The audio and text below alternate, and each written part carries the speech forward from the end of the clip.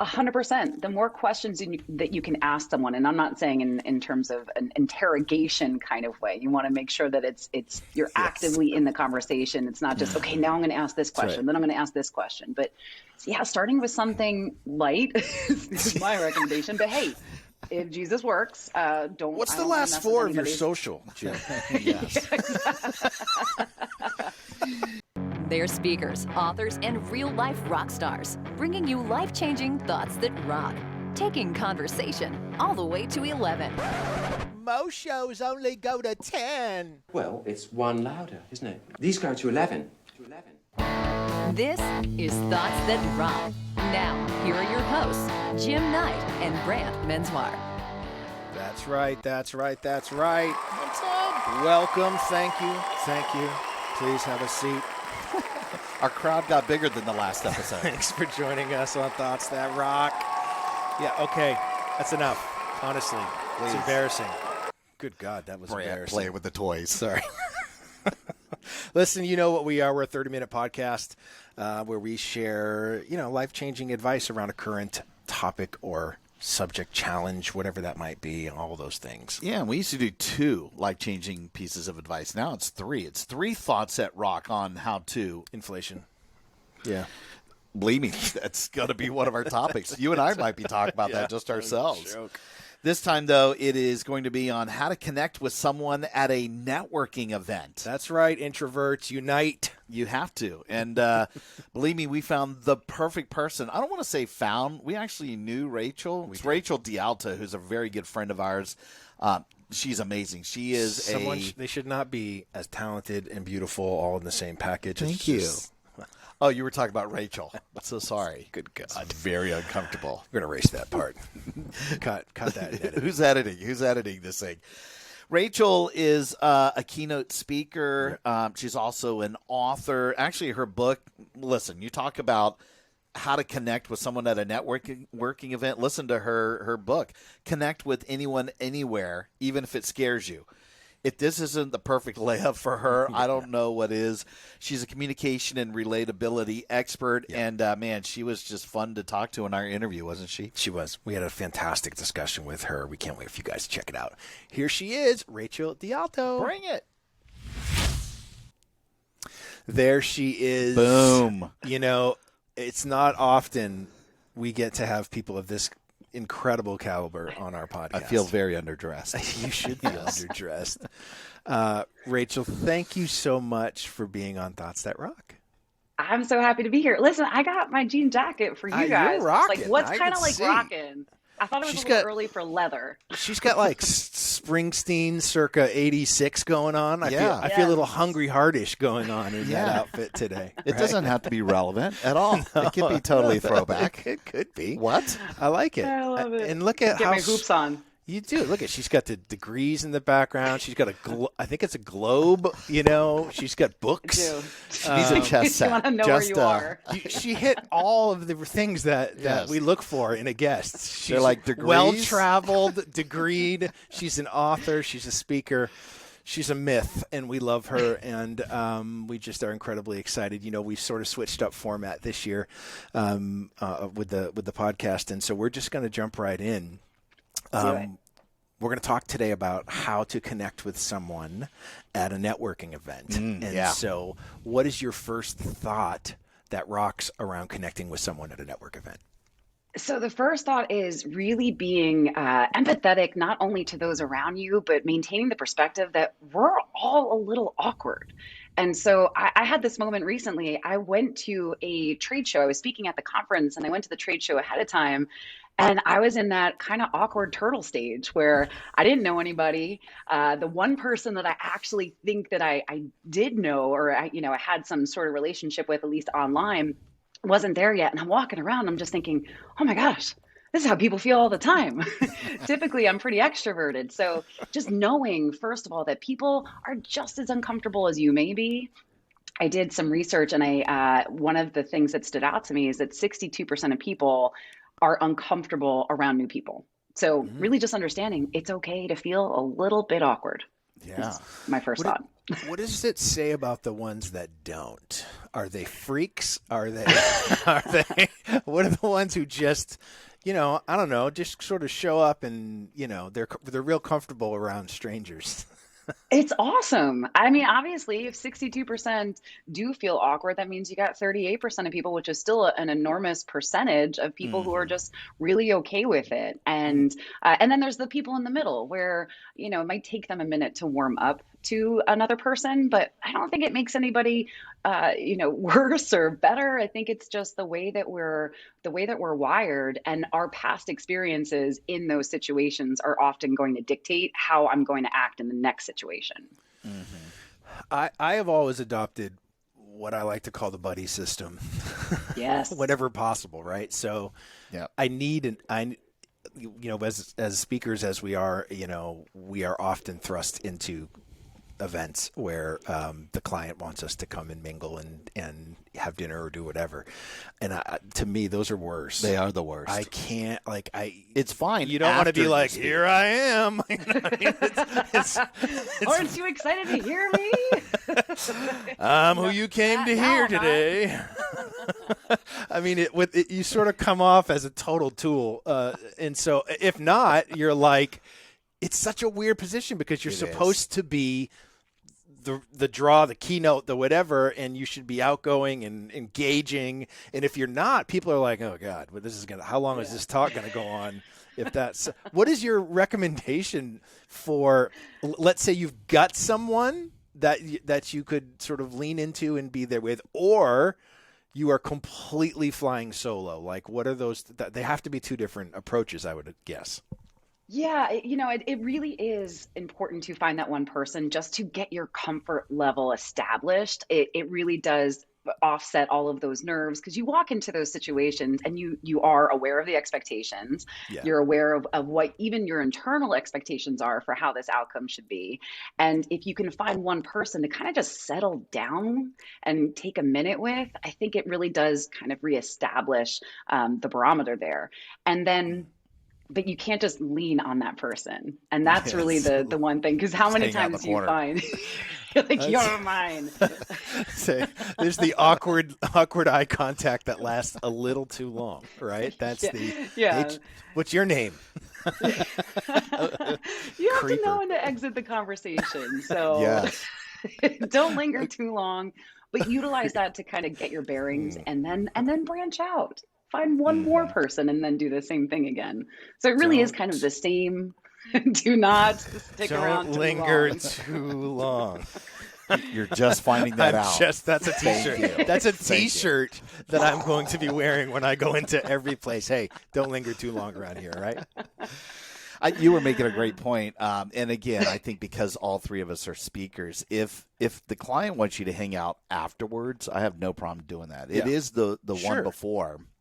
And I'll tell you, it's a little bit different, I think, than what you're talking about. If they have said, listen, I want you to come in there and hang out with as many people as possible, they'd love to see you. They really don't, but they would love to see you because I've been in events. There might be 200, 300, 400 people, literally high tops everywhere, and there's laughter, and people are seeing each other for the first time in the year.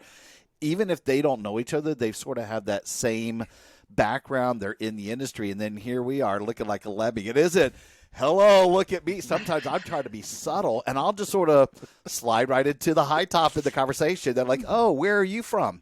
And you might even have the hello, my name is sticker on there. And I might have a few yucks, but it's so odd. It feels so uncomfortable. And I think, again, you sort of take that aside. It's already uncomfortable for us, and this is what we do.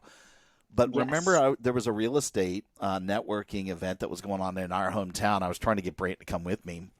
And they sort of planned for this. Not only did they have the sticker, but everybody had business cards in their hand. So they go, we know this is uncomfortable. There's a main reason why you're here. It's to meet as many people as possible and figure out how I can sort of take your knowledge or your skill set or whatever it is and add it to my own. So people would literally walk up to each other in a group and they would just be exchanging cards. And even that might spark the conversation to make it a little bit easier. What would you say? I know we're talking a little bit about in the speaking world, but let's just say a city is opened up to network with all these different people. other than just realizing how you said be empathetic, everyone's going to be awkward. What does that do for somebody's psyche? What can they do to psych themselves up perhaps as they walk into an event like that? Yeah, which actually leads into my second thought here is really about setting an intention, setting a goal.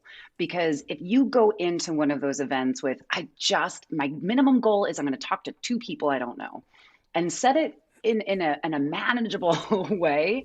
You don't expect that all of a sudden you're going to be the most extroverted person possible and walk out with 50 business cards, but just really start with those two. And so allowing yourself to have that intention, you have something and a purpose of where you're going with this event, all of a sudden starts to change the way that you show up, because you're not just there to remember how awkward you feel or uncomfortable or whatever emotions are coming up. And oftentimes when I do see people setting those intentions and having a goal attached to it, there's a purpose that drives them, that allows it to overcome and overshadow any sort of those nerves. Awesome. And your book, The Relatable Effect, when you talk about these types of things, is it that you talk in broad ideas that you can put this into any situation, or do you specifically talk in the book about networking situations? It's everything. So it really does span the gamut between professional relationships, personal relationships. There's even a little bit of romantic relationships in there, because at the end of the day, all relationships and all connections which lead to relationships are born of the same straws, the same ways, and built on that same foundation.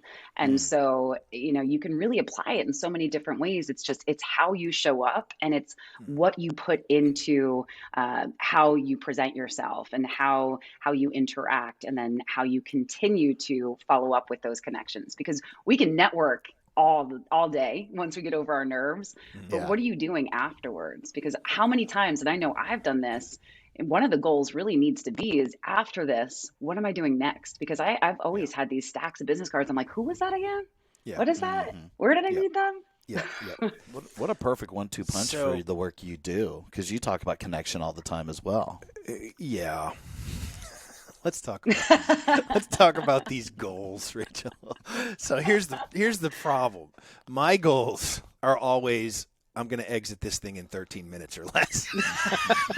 Like that is. I don't think she's talking about a time. That goal. is my goal. Always is. You're like, I'm going to get "Time's out. up."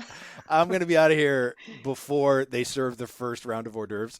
It's like I need to sneak out the back. But that's so. Here's the challenge, though. So it's interesting. I find a lot of people in our line of work are introverts when they're not on stage, right? And that is something that gets exposed the minute you are in a more intimate environment, and now you're required to mingle and do all those things.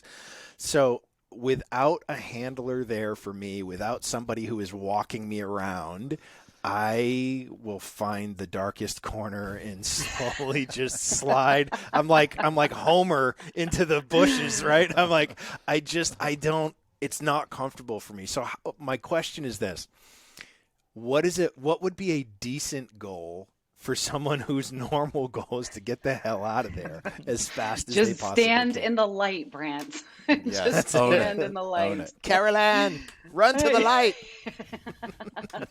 And I was going to go for Baby Steps. What was that? Oh my gosh, what was that movie? Where is the Baby Steps? Oh man, I'm going to remember this afterwards. I think it was like Richard Dreyfuss.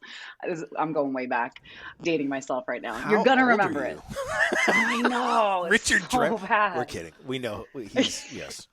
Billy Crystal, Richard That's- Dreyfuss, Baby Steps. Anyway. Mr. Holland's Opus, right? Isn't that Close No. Encounters of the Third Isn't Kind. that? Oh yeah, he was in that too. Yeah, yeah. See, we know what you're talking about. We're older than you. What are you talking about?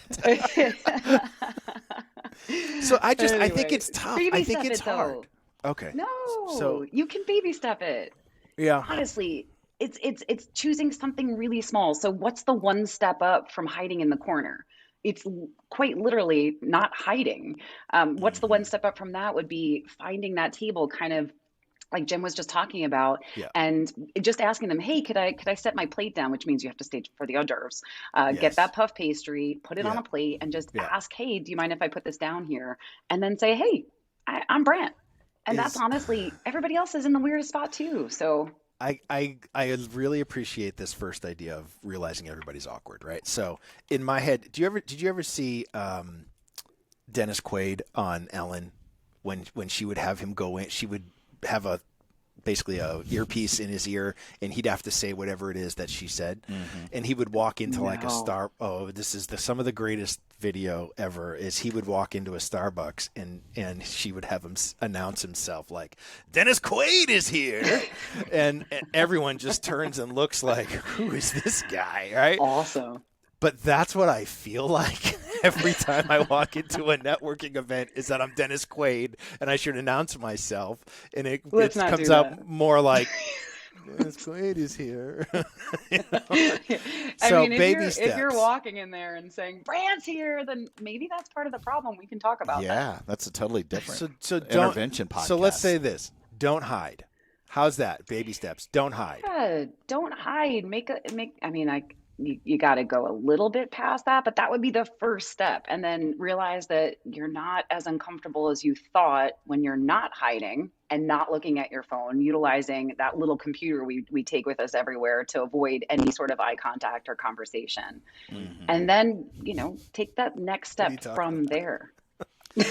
I think the goals that she was talking, if you wind up going, I'm just going to absolutely meet 3 people, and that's baby step. That's a small goal. Perfect. Right? But from a time standpoint, maybe it really is 15-20 minutes. Maybe next time I could do a little bit more. But I also would think, instead of the dark corner, what if you just got into the one high top, the one area where it's in the light, it's on the fringe, it's on the edge. You don't have to weave your way through the entire event, which is what I think that the client, or you feel obligated to do if it's just something on your own. It has nothing to do with speaking. I don't feel like that. Not that they are going to come to you, but you could sort of sit there at the one table and meet a couple, and then when you feel comfortable, branch out. I feel like I need an icebreaker. I need to say, I can't just walk up and not. Hi, I'm Brant. Fine. God damn it. It's not that hard. And if you recognize everybody else is as awkward and uncomfortable as you are, you saying hi opens the door for them to relax a little bit. Okay. And honestly, another trick is, a lot of these events that many of us go to, speakers or non-speakers, are trade shows are attached. The people behind those booths have to talk to you. Yeah. That's their job. You can very easily go up to any booth and be like, oh, tell me about what you guys do. And then start a conversation there. Yeah. At least it looks like you're engaging. And maybe you do actually end up in a conversation with someone that's somewhat beneficial. I did that once, and I got an earful on the entire industry, which I could not use all of that. It was pretty negative, but it was a conversation. It feels like overthinking, right? In the 3 hours that I spent on TikTok yesterday, I did see this video of a kid holding on. He's in like a lake, and he's holding on to one of the ropes that are floating, and he's crying and screaming. And the mother comes over and just stands him up, and he's only like up to here.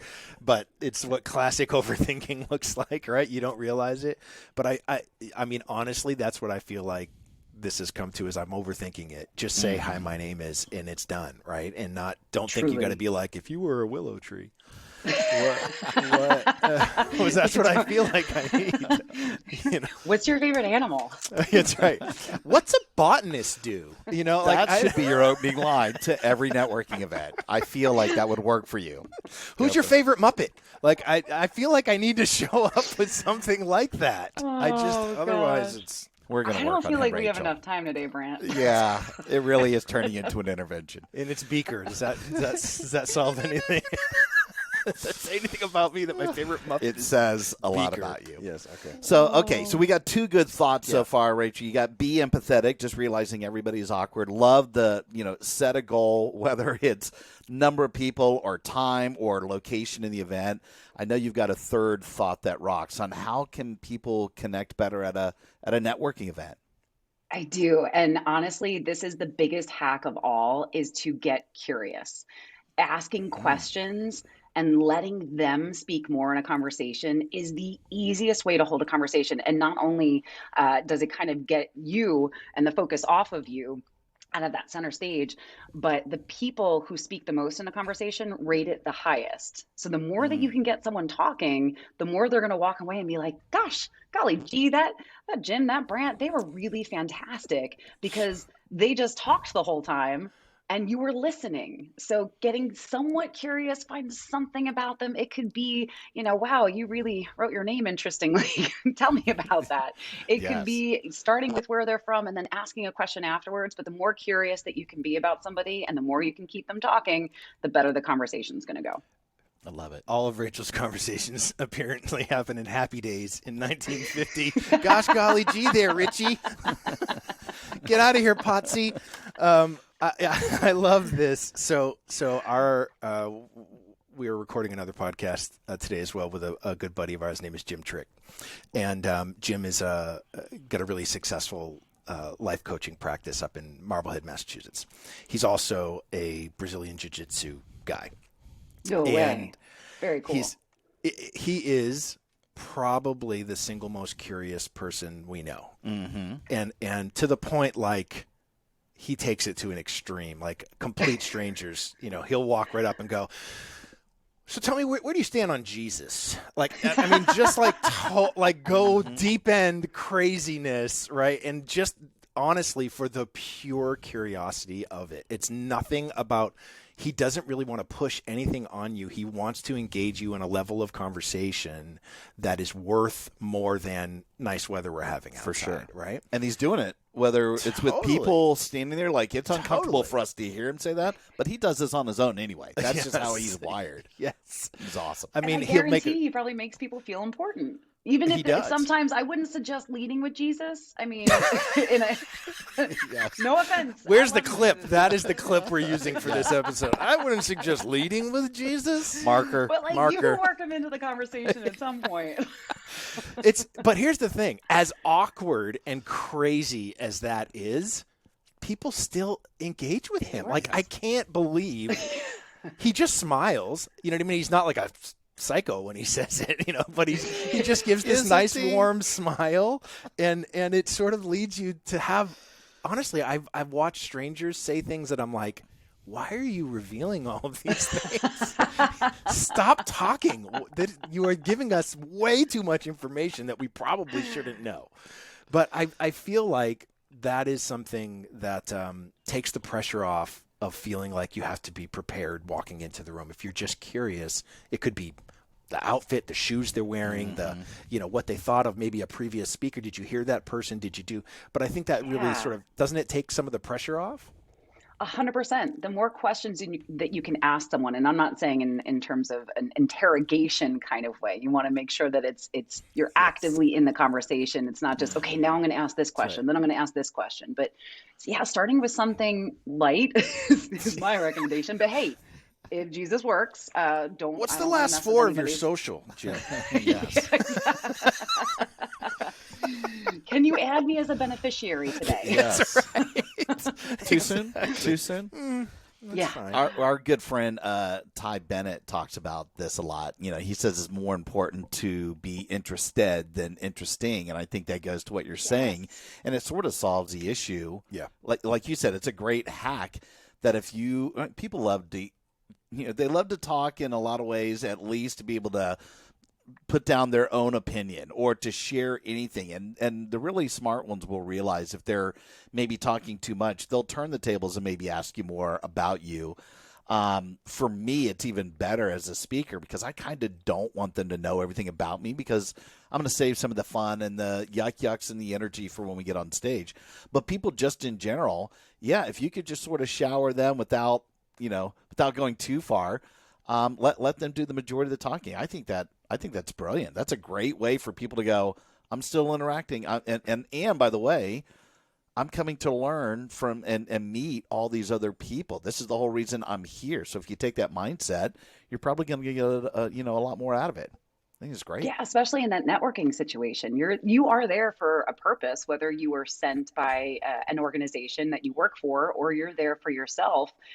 You have an intention being there already, and why not use it? Why not actually pay attention to people and actually learn things about people that could be beneficial to whatever that end goal is? And Exactly. especially for my introverts, they're always so concerned about maintaining that energy level or maintaining interest or, knowing the right thing to say. And frankly, it's not a lot about what you say. It's how you respond, and how you can just make someone else feel like they're important with, authenticity attached to it. We're Yeah. not just feigning the fact that you find them interesting. You have to find something interesting. And I say, no matter who you are talking to, there is something that you can get curious about. Sure. So put it on them, and Yeah. then, answer with your sentence and then go back to them.